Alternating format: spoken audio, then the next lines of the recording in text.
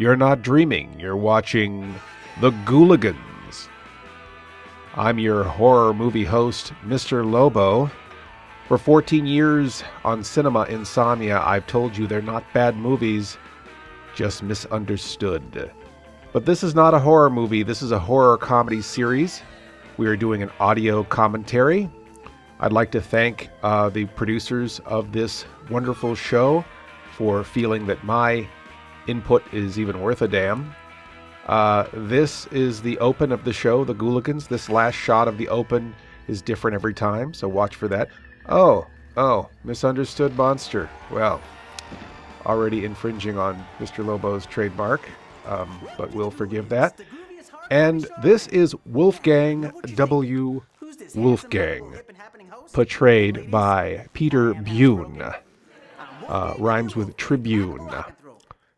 Peter Bune is probably the most confident on stage of the three, and the most confident character of the three.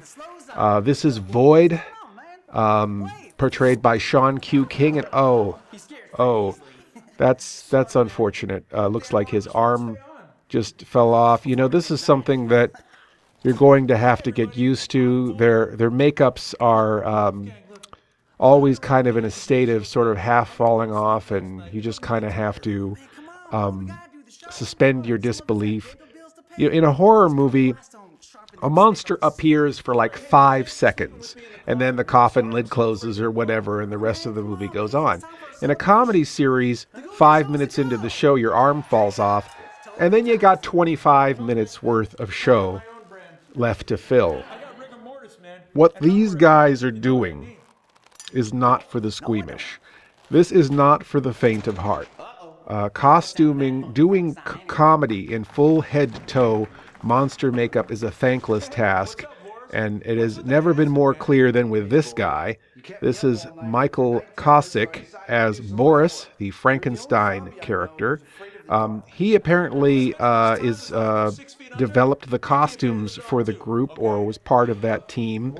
And he gave himself the most challenging and the most complicated makeup of the three. As you can see, his coloring indicates he's made from several different green people in various states of decay.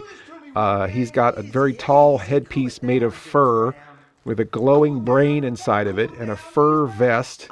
And you can just see the sweat pouring off of his brow, which is also a prosthetic. So, you know, it's again, a thankless, tough job being in a costume. And again, in a horror movie, you got to be a monster for 5 minutes.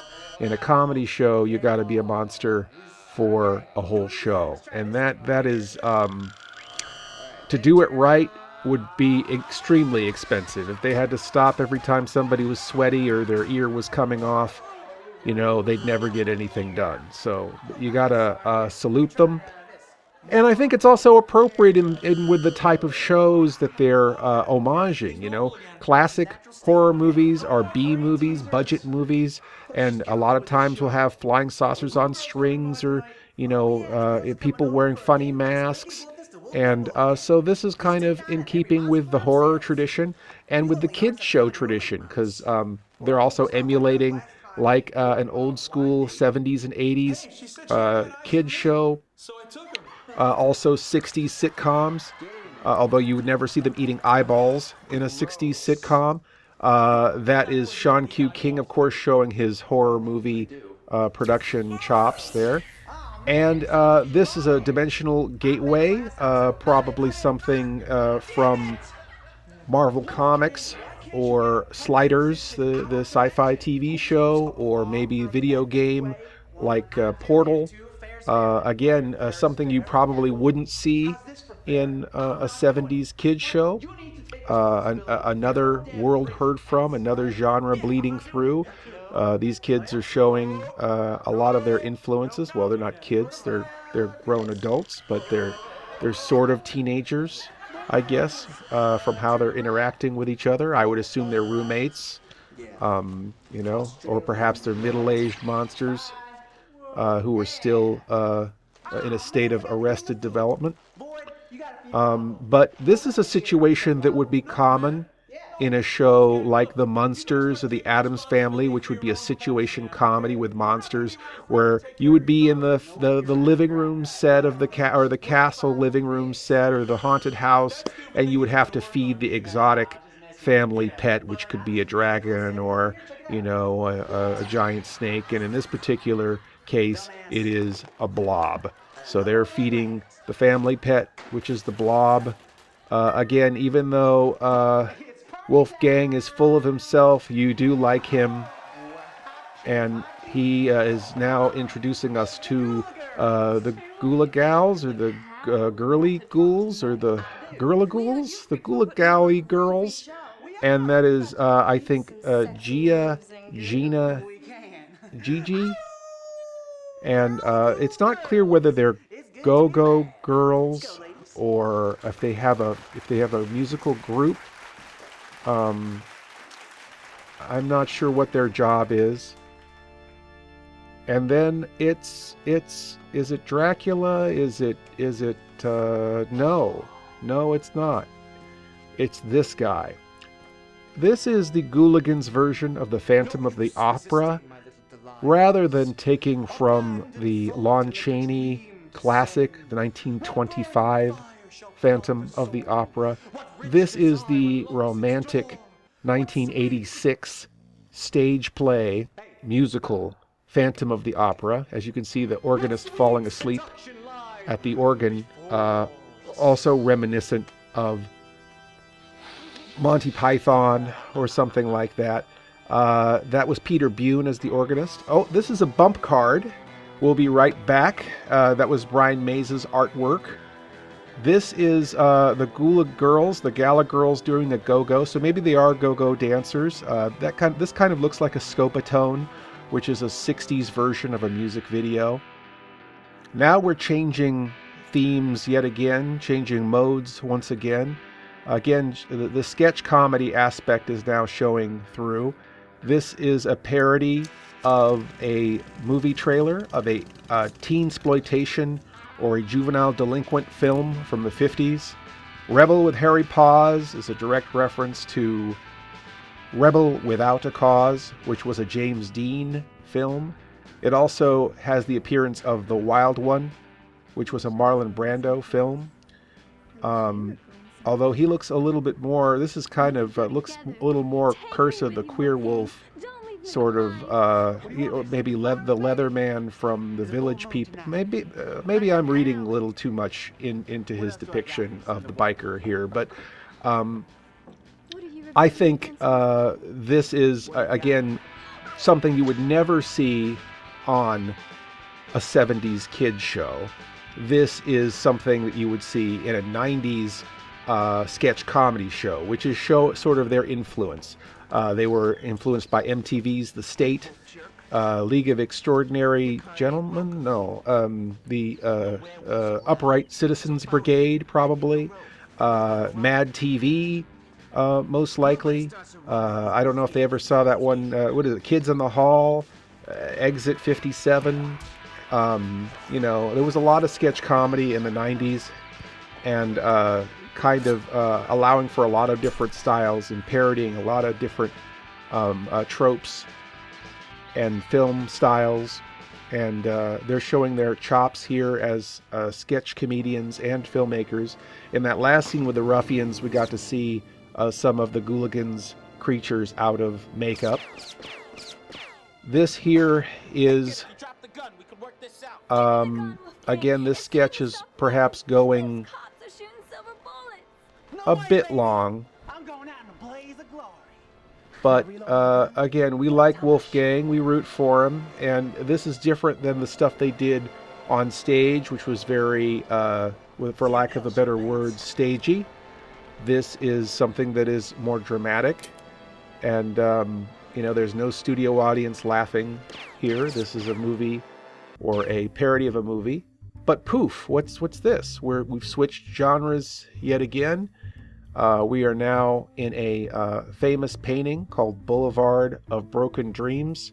There's James Dean, Bogey, Marilyn Monroe, and Elvis all together in a 50s diner.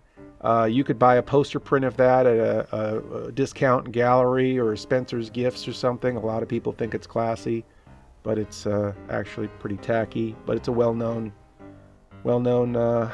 picture.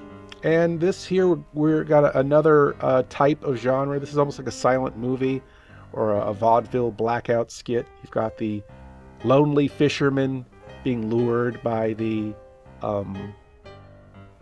mermaids with no sync dialogue. There's the blackout as expected, and now it's a reversal. The fish is catching the fisherman.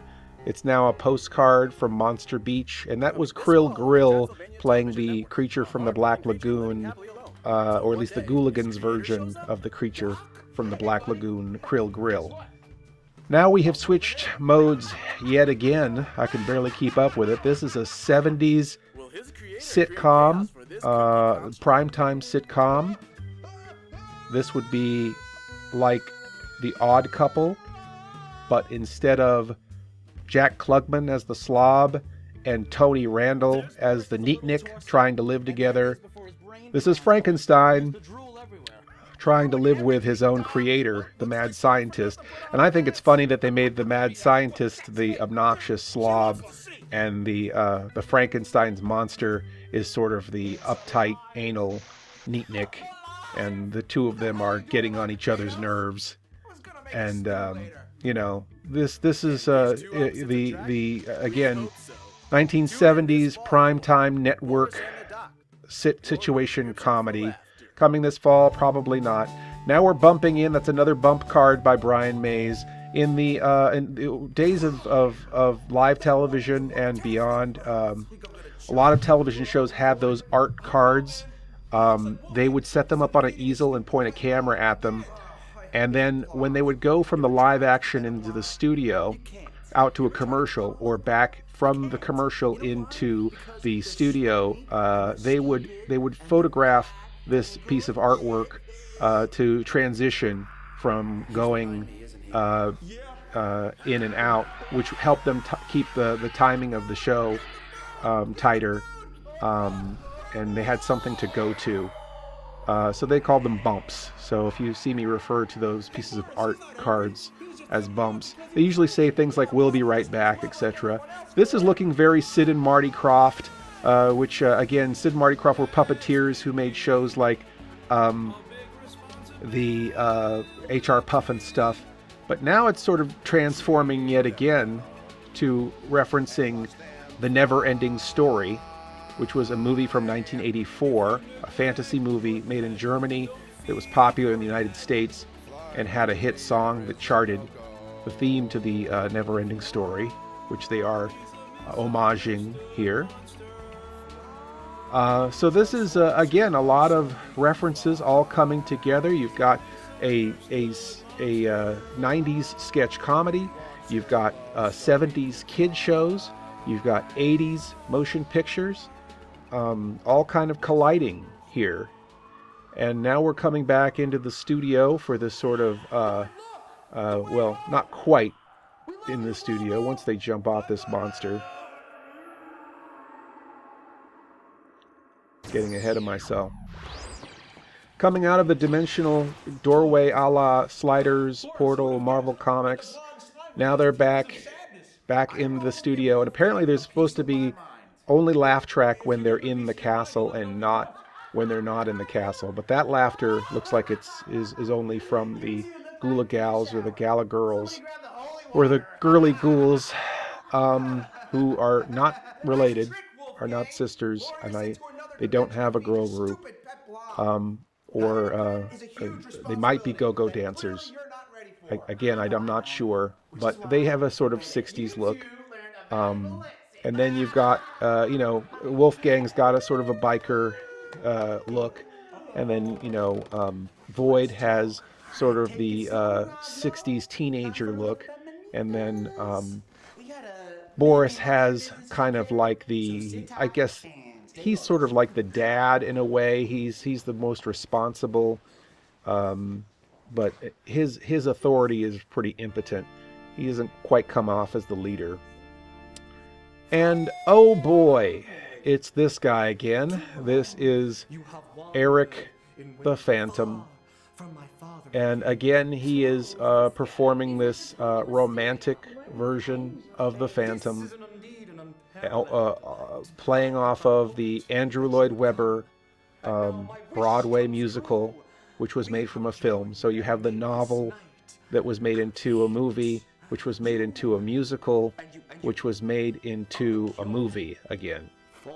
So that's what they're playing off of.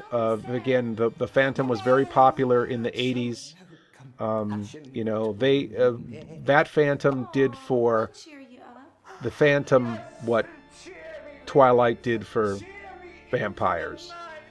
And again, you're not supposed to like this guy, and you don't. So you really want something bad to happen to him. And now we're going out to another commercial. This is a parody of an old late night commercial. Usually they would advertise products late at night because they would be... now you wouldn't see a guy urinating in a commercial. You wouldn't see a guy with his shirt off like that in one of these commercials. And you certainly wouldn't see his underwear or a logo that's that poorly done on a commercially available product. But this is a sketch of a late night television commercial, and a cheap, they are sort of cheap, those late night commercials. I do like the fact that the monster, the announcer rather, is a ghost also that is erased by Ghost Be Gone. This here is neat. This is an Aurora model of a Frankenstein, very expensive model for collectors. A lot of monster kids grew up with this toy or wanted it or saw it in the comic books, and it's worth more than this show is. Night of the Living Void is a parody of the feature film from 1968 by George A. Romero, Night of the Living Dead. This role of the zombie, not Void the zombie, but the other zombie, this role was written for Bill Heinzman. Bill Heinzman played zombie number 1 in Night of the Living Dead. He is kind of the proto-zombie for all movie zombies. And I think that it's a shame that Bill Heinzman passed away, because I think he would have liked this. I think he would have enjoyed participating in this sketch, because he often dressed up as the zombie, even at conventions and shows. He would show up as zombie number 1 and was happy to sign autographs. The actor who plays this character, Ben, not the parody of Ben, but the real actor, Dwayne Jones, he was not happy being typecast as the zombie killer hero from Night of the Living Dead, and never really embraced his part in it, which is a shame. This gentleman here who is playing Ben in this sketch is not quite preppy enough, I don't think, to be that character, but he is heroic, and he seems very confident with a gun, so that's a plus. And we got some zombies coming in here. And again, the whole story of the movie is unfolding in this one sketch. This is Barbara from Night of the Living Dead, although it seems like a drunk New Jersey, I guess, version of Barbara. And somehow she's kind of smitten with zombie number 1, which is unlikely since he killed her brother, but you know, we'll just forget about that. Now suddenly we're in the last act of the movie. Again, one set piece. We're transitioning through this whole feature film, Night of the Living Dead. This is where the hero gets killed by the militia, which was very sad in the original film, but here it's funny. So there you go, parody of Night of the Living. Oh, here they are. Here's your cultural correctness right here. This is sort of some diversity being displayed here.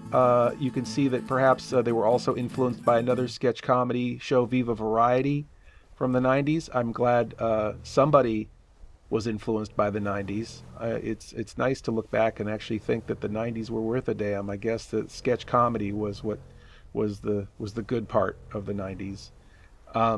This here is a parody of Jaws. You've got the guy playing in the water. You've got the sort of, I guess that's Sheriff Brody or Richard Dreyfuss, or I have to go watch Jaws again. But this is the fin in the water. Gillman, everyone out of the water. This is emulating Jaws. But now we're switching again because he's erupting out of the water. The Gillman, Krill, that's a terrible tattoo. Krill Grill, their creature from the Black Lagoon type character is erupting out of the water like a giant monster, more like Godzilla. And as you see here, he is giant. This is a giant Krill Grill and a giant Boris fighting in what looks like Tokyo or Osaka or maybe New York, but somewhere where they've got a giant Ferris wheel. So I'm thinking Osaka. But this is another genre, giant monsters, kaiju. It's called in Japan, which I think means strange monster, but don't quote me on that. It's pretty obvious how they're doing this. It's just cardboard. Whoa! There's some kaiju girls screaming, just sort of popping in there, which would seem strange in a feature film with giant monsters. Perhaps that would be something that would be in television.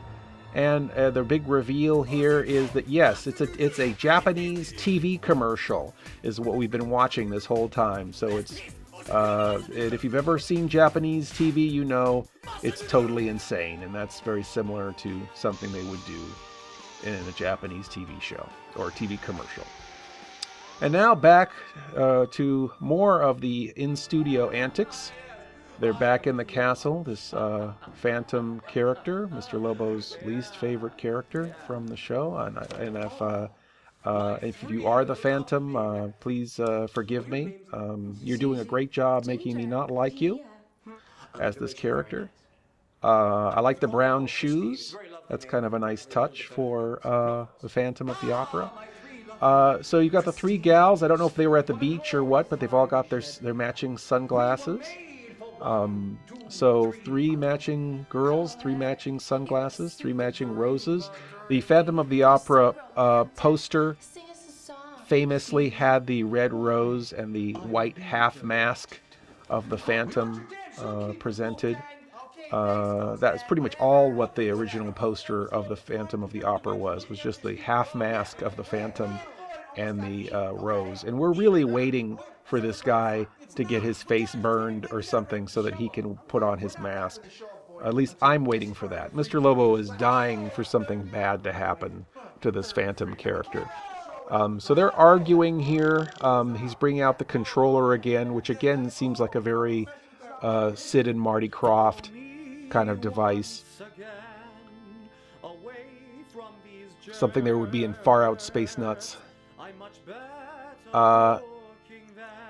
This singing here is exactly paralleling the type of music that was in the 1986 musical Andrew Lloyd Webber Broadway musical / film Phantom of the Opera.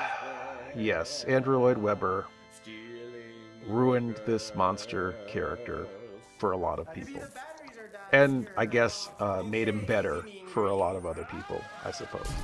So finally, yes, we've been waiting for this acid to fall on this guy's face. Now he's become a hideous monster. And the funny, ironic thing about this is that these three girls hang out with horrible monsters all the time. But now that this guy's a monster, they want nothing to do with him. So, anyhow, he's gross, they're outie. And he's going to pull out the mask, which was also featured on the poster for that. And I keep talking about the poster because I've never actually seen the musical for Andrew Lloyd Webber's Phantom of the Opera. But it's a cultural reference. And now they're kind of wrapping up the show. They've reunited the three Ghouligans here. They've defeated, they've bested their foil, their enemy. And here are the three Ghouli-Gals, the Ghouli-Girls, the girly ghouls.